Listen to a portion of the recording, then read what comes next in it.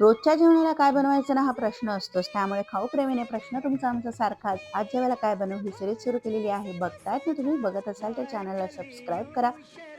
जसं जेवायला काय करू प्रश्न असतो त्याचप्रमाणे नाश्त्याला सुद्धा काय बनवू हाही प्रश्न असतो हा.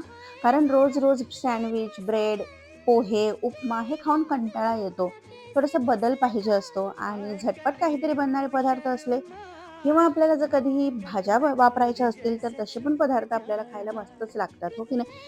आणि जर मला कधी अशा भाज्या घालायच्या असतील तर मी वेगवेगळे पदार्थ ट्राय करत असते, की ज्यामध्ये माझी मुलं नाटक करणार नाही, की ही कोथिंबीर नको, हे नको, त्याच्यातली ही भाजी नको. त्यामुळे असे जे थालीपीठ, डोसे, धिरडे हे पदार्थ जरा सोपे असतात, की सोपे म्हणण्यापेक्षा त्यातला भाज्या मुलांच्या पोटात जातात आणि त्यातलं ते काढू शकत नाही. त्यामुळे अशा मस्तपैकी झुकिनीचे थालीपीठ चवीला एकदम मस्त लागतात. रेसिपीची फुल लिंक खाली आहे. नक्की जाऊन चेक करा आणि चॅनलला सबस्क्राईब